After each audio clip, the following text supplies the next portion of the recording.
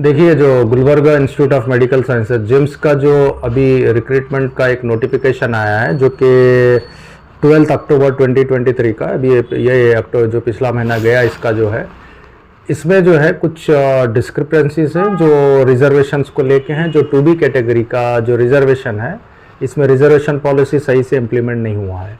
और इसमें देखिए, ये जैसे ऑलमोस्ट एक अक्टूबर का न्यूज़ है जो कर्नाटका गवर्नमेंट की तरफ से मेडिकल एजुकेशन मिनिस्टर का एक ये भी है, जो ट्रॉमा सेंटर ओपन हो रहा है जो जिम्स के लिए, वहाँ पे 183 स्टाफ का रिक्रूटमेंट होना है, जिसमें 100 नर्स हैं, जिसमें असिस्टेंट प्रोफेसर्स हैं और रेसिडेंट डॉक्टर्स हैं, कैजुअल्टी ऑफिसर्स हैं, ऐसा तकरीबन पोस्ट जो हैं, और ग्रुप डी एम्प्लॉयज़ हैं।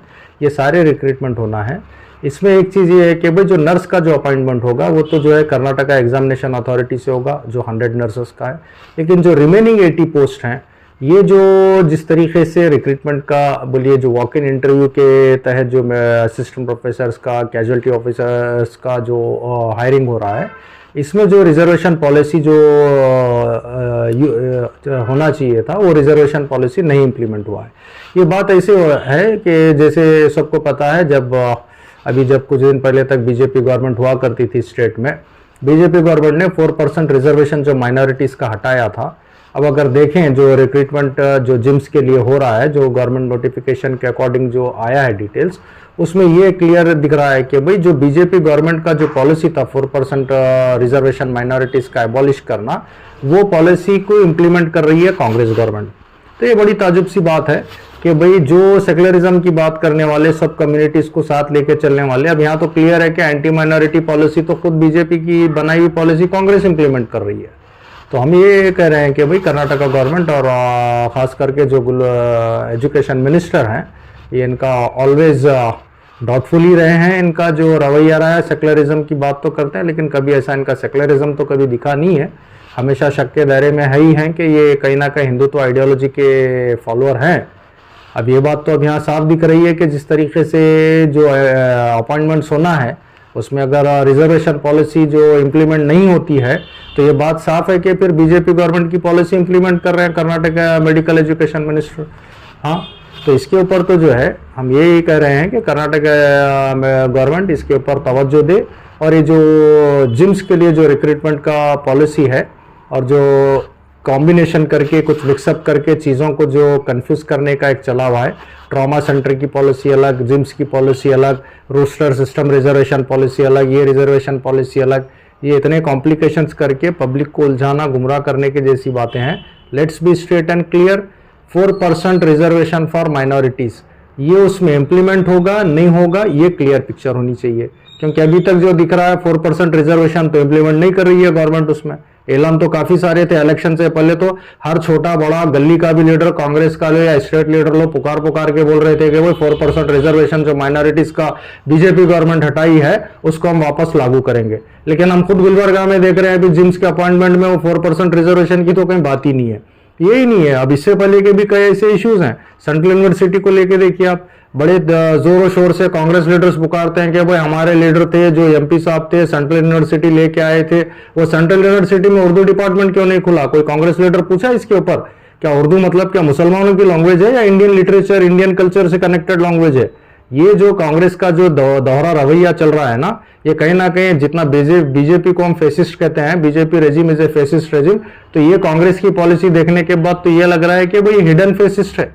जिस तरीके से बीजेपी गवर्नमेंट जो पॉलिसीज बनाती है, वो पॉलिसीज को जब कांग्रेस इंप्लीमेंट करती है, तो फिर सेकुलरिज्म का दावा करना ये ढकोसला है, ये खोखलापन है कांग्रेस का।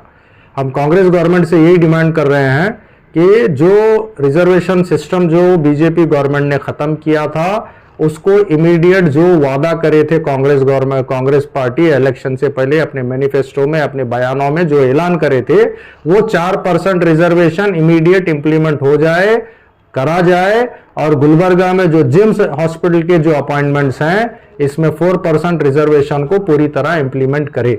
अगर ये इंप्लीमेंटेशन नहीं होता है, 4% रिजर्वेशन वापस नहीं होता है जैसे वादा किया था कांग्रेस ने, तो फिर ये बात तय है कि हम मजबूर हैं, फिर सड़कों पे उतरेंगे, एहतजाज करेंगे, प्रोटेस्ट करेंगे।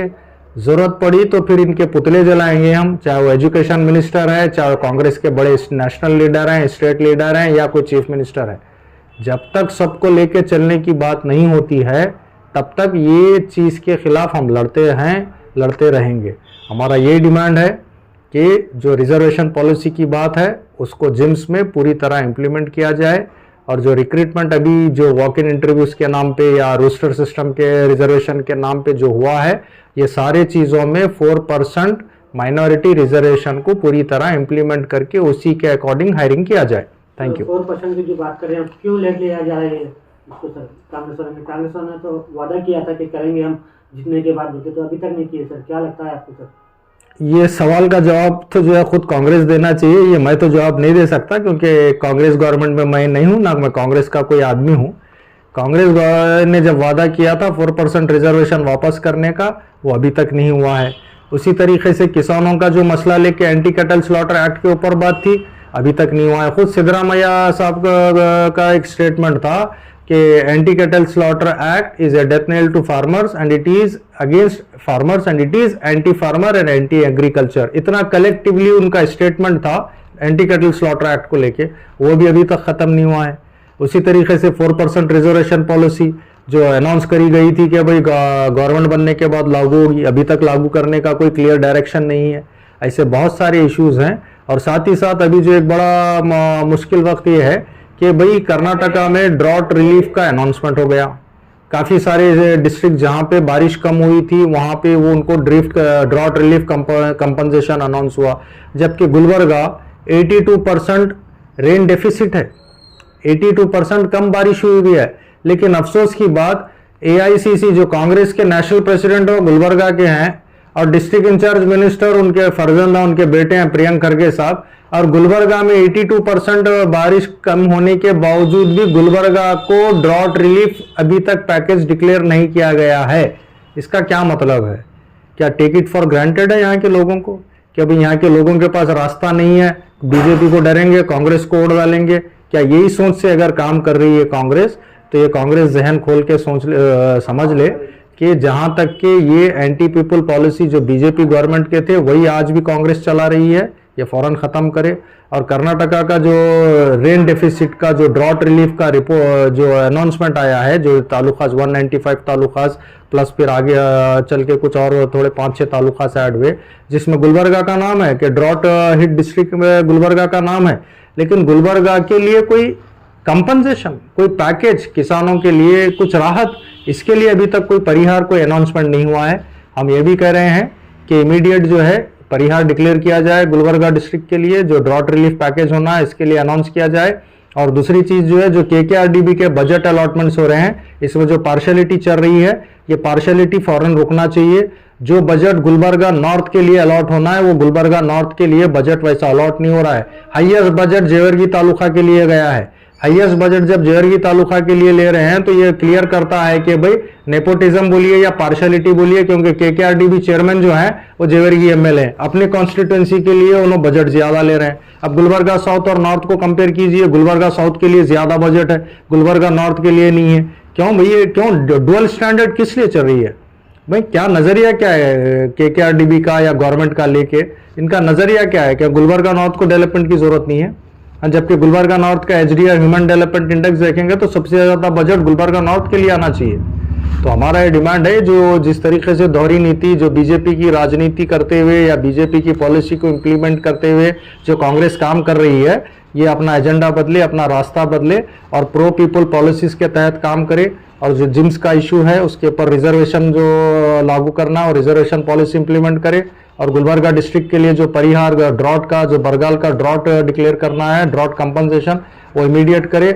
सेंट्रल यूनिवर्सिटी में जो उर्दू डिपार्टमेंट को ख़त्म कर दिया गया है, वो उर्दू डिपार्टमेंट वापस ओपन करने के लिए काम करे। Thank you.